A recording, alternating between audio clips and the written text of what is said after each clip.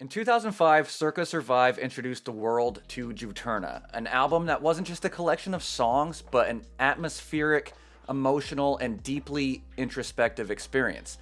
It was ethereal and dreamy, yet confrontational, an album that lived in the space between reality and something more abstract.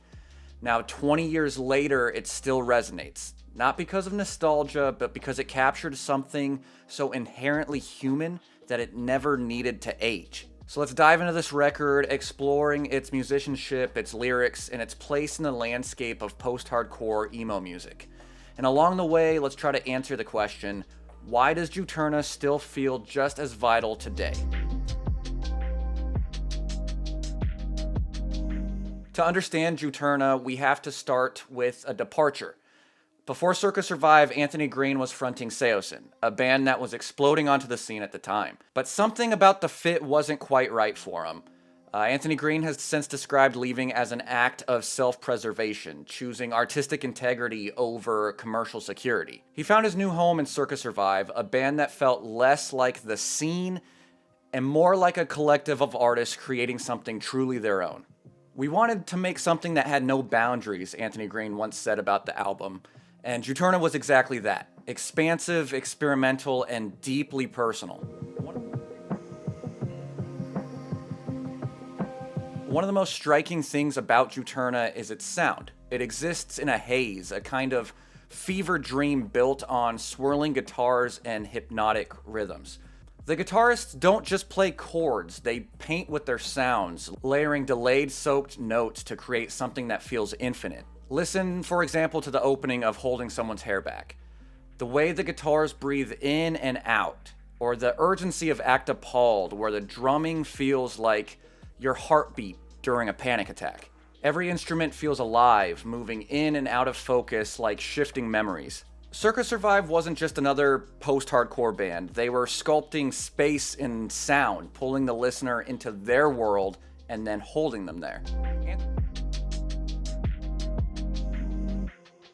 Anthony Green's lyrics have always walked the line between deeply personal and completely surreal. He doesn't tell stories in a traditional sense, he suggests them. Juturna is filled with lines that feel like fragments of dreams, half remembered and emotionally charged. Take We're All Thieves. Verse after endless verse, can't escape the echoed words. I long to find a cure for the feeling I find in these chords. I smile as it burns. There's something haunting about these lines. They capture the obsessive, all-consuming nature of art and music. The way it burns within you, the way it can feel like both salvation and destruction at the same time. The echoed words feel like intrusive thoughts, looping endlessly, while the desire to find a cure suggests both a love for music and an exhaustion from it. Or from Act Appalled, we have patience. Both we and our words are overproduced by influence. This line is simple, but it speaks volumes. It reflects on the way external forces shape who we are, how our thoughts, words, and actions are often dictated by the world around us. It's a moment of frustration, a realization that originality is difficult when so much is influenced, filtered, and shaped before we even have a chance to recognize it. On a side note, a major influence on Juturna comes from the experimental novel House of Leaves. The book plays with structure, perception, and the idea of a space that grows impossibly large, reflecting themes of disorientation, uncertainty, and existential fear.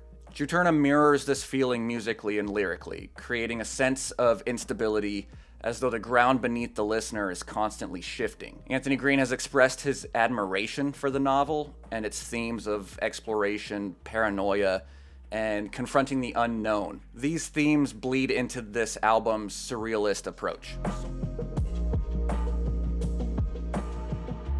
So why does this album still matter 20 years later?